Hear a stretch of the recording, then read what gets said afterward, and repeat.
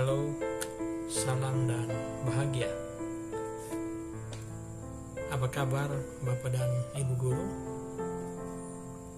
Selamat datang dalam modul memahami assessment. Kali ini kita akan belajar bersama tentang assessment as for and of learning. Apa ya perbedaan dari ketiga hal tersebut? Sebelumnya kita segarkan terlebih dahulu bahwa asesmen adalah proses pengumpulan dan pengolahan informasi untuk mengetahui kebutuhan belajar, perkembangan, dan pencapaian murid. Biasanya kita mendengar kata asesmen, yang dipikirkan guru adalah mengisi rapor. Dengan menyelesaikan rapor, guru mendapatkan hasil belajar murid mulai dari nilai tertinggi dan terendah. Artinya, yang menjadi acuan adalah nilai yang diperoleh murid. Akibatnya, hasil asesmen belum dimanfaatkan sebagai umpan balik dan bahan evaluasi guru untuk perbaikan kualitas pembelajaran. Bagaimana di sekolah Bapak dan Ibu Guru? Ada 3 kata yang berhubungan dengan assessment. Assessment as learning, assessment for learning, assessment of learning. Assessment as learning artinya assessment sebagai proses pembelajaran. Assessment ini digunakan untuk melakukan refleksi pada proses pembelajaran. Assessment as learning berfungsi sebagai assessment formatif. Ibu bapak guru, assessment as learning lebih melibatkan murid secara aktif dalam kegiatan assessment. Mereka diberikan pengalaman untuk belajar menjadi penilai bagi dirinya sendiri dan temannya.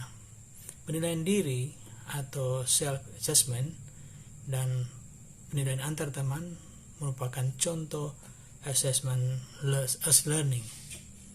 Apakah Bapak dan Ibu Guru menerapkannya di sekolah?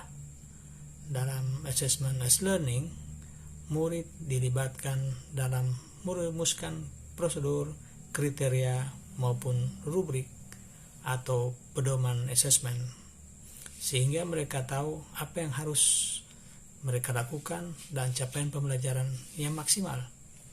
Asesmen diri dan asesmen antar teman juga berfungsi sebagai bahan evaluasi diri.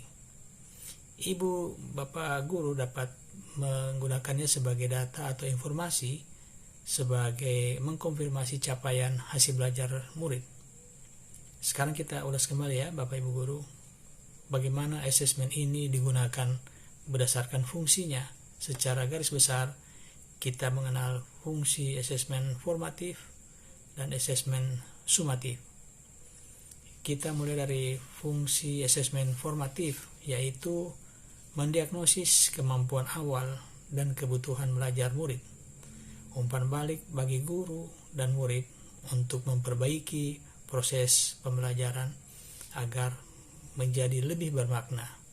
Mendiagnosis pemahaman murid dalam aktivitas pembelajaran di kelas, memacu suasana kelas untuk memotivasi belajar murid dengan program-program pembelajaran yang positif, sportif, dan bermakna. Berikutnya adalah assessment for learning atau asesmen untuk proses pembelajaran. Asesmen ini digunakan untuk perbaikan pembelajaran. Assessment for learning berfungsi sebagai asesmen formatif. Assessment S dan for learning ini berfungsi sebagai asesmen formatif karena berorientasi pada proses pembelajaran agar murid mendapatkan umpan balik dari guru dalam melakukan perbaikan. Pada saat yang sama, guru juga mendapatkan informasi untuk memperbaiki cara mengajar atau memfasilitasi pembelajaran. Yang terakhir,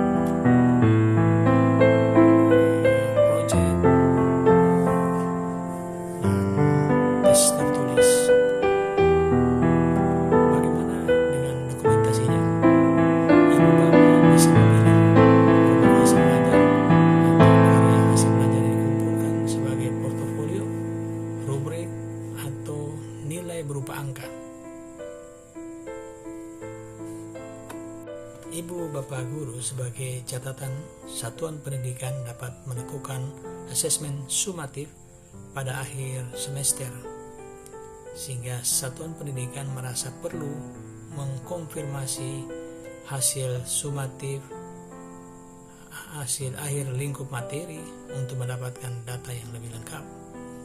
Jadi, asesmen sumatif pada akhir semester merupakan pilihan. Sebagai penutup, mari kita simpulkan perbincangan kita dengan melihat kembali karakteristik asesmen formatif dan sumatif.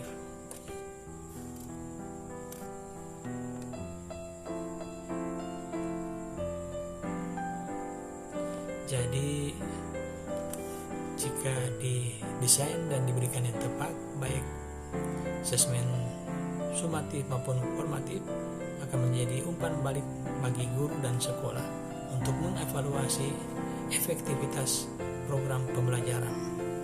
Bagaimana Bapak dan Ibu Guru? Semoga jelas perbedaan asesmen serta fungsi dan penerapannya.